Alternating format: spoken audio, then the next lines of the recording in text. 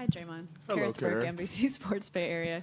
You guys have been peppered with questions about injuries for a long time now, but Steve showed some of the heart behind some of these decisions as well. Last night he said when he never would have forgiven himself if Clay had played in Game 3 and re-injured himself.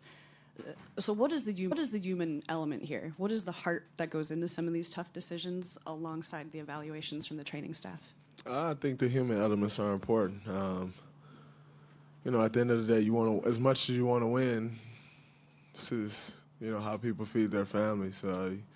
As I've said before, when you have injuries, you lose injuries every day, and so obviously Steve, as a former player, he understands that. And, if Clay was to go out there and play last night and injure his hamstring, he'll be dealing with that for a long time. Even when you hurt like hamstrings and stuff, like, yeah, you may be back healthy in 4 or 6 weeks or whatever, but you're still dealing with that. And so, just understanding that and, taking in consideration a guy's well-being, even more so than necessarily the team's well-being, I think that's important and appreciated as players. Draymond, Ann Killian with the San Francisco Chronicle. You've probably seen the interaction between Kyle Lowry and a fan. The fan turns out to be a minority owner of the team. And I'm just wondering what your take is on that. And I know that you've gotten your fair share of harassment in visiting arenas. I'm just wondering, do you feel that players are kind of vulnerable, a little bit under attack? And what do you think should be maybe done about it? I think players are definitely vulnerable. Anytime you're in a situation where you can do no right, in defending yourself, you're vulnerable. So, if a fan says whatever they want to you and then you say something back, you're fine. If Kyle was to then hit back, a lot more than fine would have then happened to Kyle. In a situation where you're essentially helpless, you're always going to be vulnerable in anything in life. It's not just on the basketball court. In any situation, and you can't help yourself, you're vulnerable. And so I think, as players, we definitely are. But I think, you have to give Kyle a lot of credit in the way he handled it. That's, you're playing in the NBA Finals, so your emotions are running high. For him to handle it the way he did says a lot about his character, a lot about him as a man and the way he handles himself. That was great to see the way he handled that. And, as far as, it all goes, the league has really grown and really having a no-nonsense approach when it comes to fan interactions and fan and player interactions. They've shown that over the course of the years now, and it goes all the way back to the malice at the Palace. And, even from, over the last couple of years to fans, getting removed from games for, getting out of line, like the league has really taken a stand on that. And, obviously, it's the NBA Finals, so there's a ton of, eyes and attention on this. And I know, every decision that I've seen, Adam have to make, every tough decision, he's made those decisions. So we'll see what happens.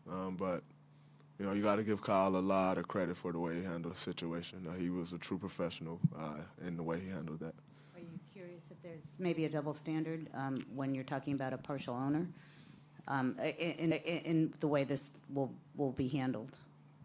And also, are you embarrassed at all for the organization that it was one of your owners? Obviously, this organization, from the time I've been here and everything I've known about this organization has been a top-notch, upper echelon organization. And so definitely not the type of thing that you want out of somebody out of the ownership group when you're talking to the organization. And as far as the double standard, it's hard to really sit here and say there's a double standard when it comes to owner. And to my knowledge, there's been no overall ruling yet. So I think before we start talking double standard, we at least need to get a league a fair chance to respond. I think as much as everybody would want there to be a decision already, I've been a part of situations A lot of them, where not necessarily that, but where you got to talk to league security and then this guy and that guy, and they got to interview everybody. Like, that stuff take time. So as much as we all want, and when we all, I mean as the world in general, want a response right now, like, the one thing I can say is they do their diligence. And so you just got to let the process play out and see what happens. But I'm not going to sit here and say that there's a double standard and not give them a chance to respond and make whatever ruling they're going to make. Tim in the back. Draymond, Tim Pialco, I'm The Athletic. Just following up on that a little bit, just specifically because he's a minority owner, LeBron has mentioned on his Instagram that he should be held to a higher standard.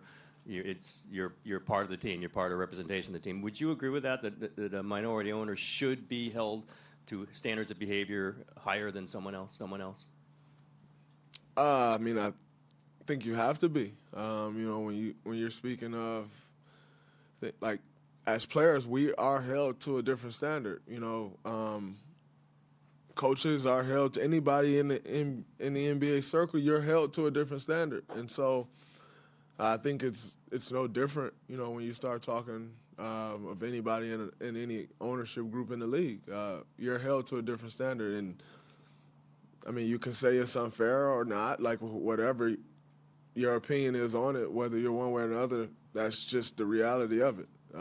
We're all held to a different standard, and that's not going to change. This game continues to grow. That standard continues to grow. So you're not a player in 2019 is held to a different standard than a player was in 1999. Like, that's just the reality of where our game is today. We're all held to a different standard.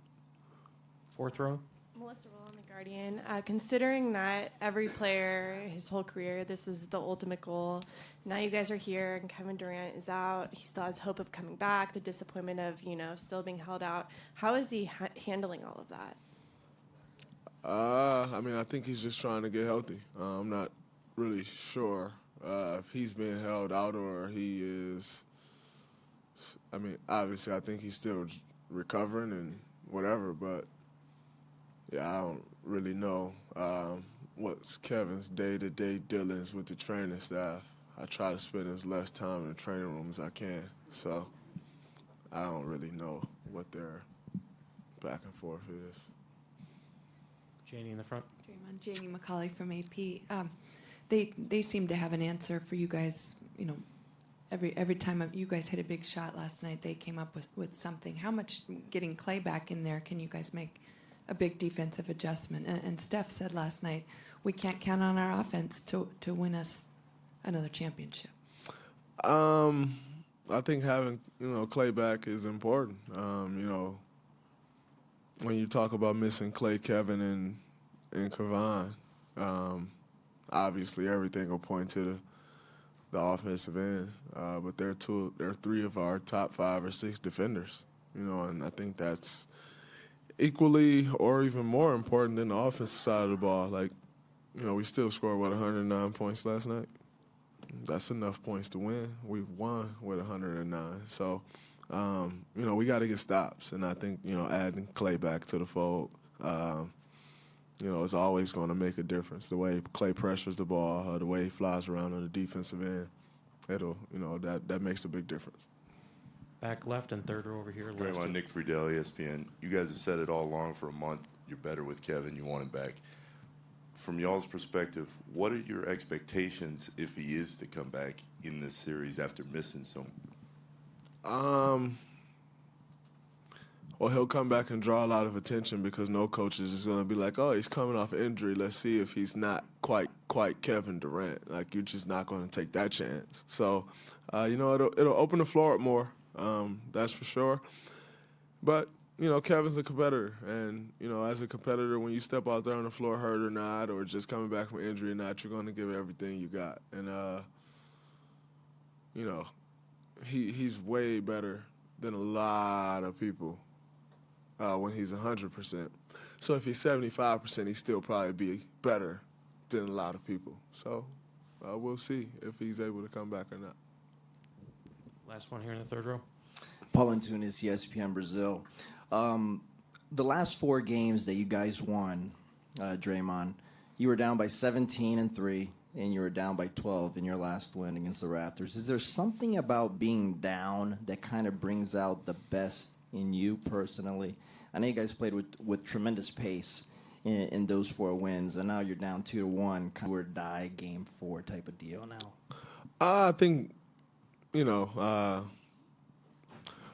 when you're hit with a little adversity, you know, whether it's being down 2-1 or whether it's being down 17 or 12 or whatever it is, you know, your true colors show.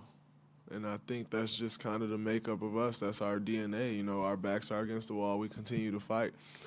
We have a lot of firepower, so all of a sudden we continue to fight, and then we go on a run. Some teams, you know, they don't handle that situation well. You got to give them a lot of credit last night. You know, it kept feeling like that run was right there. Nick Nurse took some key timeouts, you know, and the guys answered every time we started to make a push. So you got to give them a lot of credit. But I just think, you know, our best basketball is usually played when our backs are against the wall, whether that's in a series, whether that's in one particular game. Thank you, Draymond. Coach Nurse will be right in.